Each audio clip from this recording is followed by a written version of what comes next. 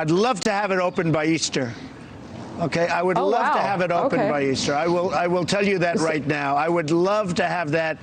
It's such an important day for other reasons, but I'll make it an important day for this too. I would love to have the country opened up and just raring to go by Easter. During our town hall today, you threw out a date where you think America can be working again, and that's Easter Sunday. That's 19 days from now. How did you come up with that day? Well, it's 19 days, but add another 7 because we've been doing this now for 7. So that's from the time we heard about it. 7 and 9. From the time so from the time we close it up. So you could add 7 to 9. Look, Easter's a very special day for me. And I see it's sort of in that timeline that I'm thinking about. And I say, wouldn't it be great to have all of the churches full? On everything we're doing. Who suggested that? I just thought it was a beautiful time. It'd be a beautiful time, a beautiful timeline. So that was it's a great day. Dr. Fauci, since the president said you and Dr. Birx and others will be guiding him in making the decision, where are you now with this timeline of 19 days from now? So, I mean, that's really very flexible. We just had a conversation with the president in the Oval Office talking about, you know, you can look at a date, but you got to be very flexible and on a literally day by day and week by week basis. Wow. The president talks about Easter being a beautiful time. Yes, it is a beautiful time, but it has absolutely nothing to do with this pandemic. And it's not going to have anything to do with this pandemic as we see the surge of cases. We've been showing you charts all morning, and it's data. It's data that predicts where these lines are going based on what's happened across the country. But he talks about a beautiful time, just like he talked about beautiful tests. Remember the president saying that if you wanted a test, you could get a test? That was weeks ago. We desperately need tests. I've talked to so many people right now that desperately need tests. We've got frontline workers who desperately need tests. You look at New York City cops, they're approaching the 10% level of people infected. They can't get tests. New York City police officers can't get tests. New Orleans healthcare workers and EMS workers who are being stressed by this, being sidelined, they can't get tests. The president's words have been meaningless here. This entire crisis, sadly, he goes on and he speaks in these bland generalities talking about if you want a test, you can get a test weeks ago. That's not the case. Talked about how there's only one person infected. They're from China. They're going to go back home. There's nothing to this. We're going to be fine. That ended up obviously not being the case. The president then saying a week later that, oh, well, we've got 15 people that maybe have this.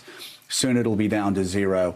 And at that time, that's when all of his allies in the Trump media were all saying that this was just the coverage, the increased fear about this coming pandemic was all a hoax. Well, they said it was all a hoax. Well, of course, they and people that were running their companies were taking precautions because they knew it was not a hoax. It's sort of like the senators that were saying that we were going to be prepared while they were dumping millions of dollars worth of stock. And so now we come to where the storm is closer to shore, where New York City, who's, again, at the tip of the spear, just like they were on 9/11, just like they were in the war against terrorism, they're going to be in this pandemic as well.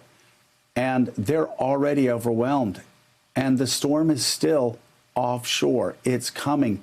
And Mika, for the president to talk about a beautiful time blandly, what he does, and I know we talked about this yesterday after he said it, I said, you know, that timeline, don't even pay attention to that timeline because people won't be going back to work en masse at that time because we're going to be experiencing the horrors of what's happening in New York and across other affected areas. The problem is, as he's done from the beginning, the president is sending a message to his supporters, people who listen to him, that it's okay for them to go to beaches. It's okay for them to hang out on boats on sandbars and congregate together in the hundreds. It's okay for them to golf. You check across Florida, tee times are actually tighter, I've been told by several friends, than ever before. People are actually complaining.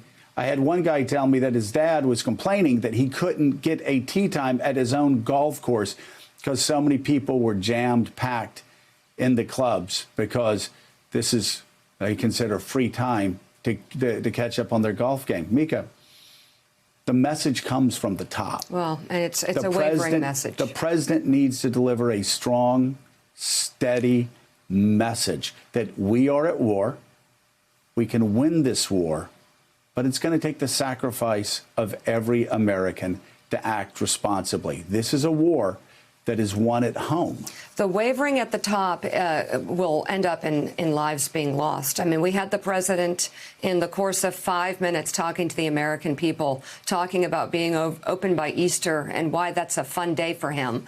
And then our top expert trying his best to navigate his relationship with the president, but saying that date is very, very flexible when it comes to his point of view and his expertise. I'm with Fauci. If I'm going to look for my guidance, I'm not listening to President Trump, and I would urge all Americans to listen very carefully to this president and to be careful with the information that they are getting from him.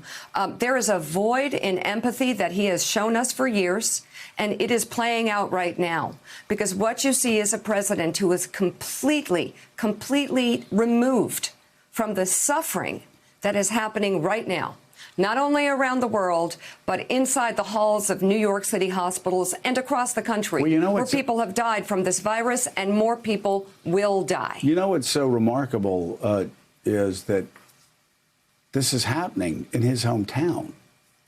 Like, this is happening where he lived his entire life.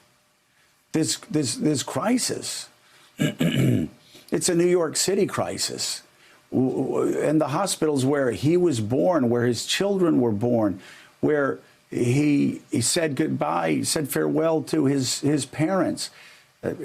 Those are the hospitals that right now are begging for help. Those are the hospitals where doctors and nurses are already overwhelmed. And forgive me for continuing to make this analogy, but it is a Category 5 storm that's coming on shore. Its epicenter is in New York City. And the president has helped some. He and Andrew Cuomo have worked together fairly well. Yesterday, he got impatient, though, and said that Andrew Cuomo needed to stop complaining. No, the storm is coming. The war is coming. And the federal government needs to engage like it has never engaged in a healthcare crisis. Jonathan Lemire is. Thanks for checking out MSNBC on YouTube, and make sure you subscribe to stay up to date on the day's biggest stories. And you can click on any of the videos around us to watch more from Morning Joe and MSNBC. Thanks so much for watching.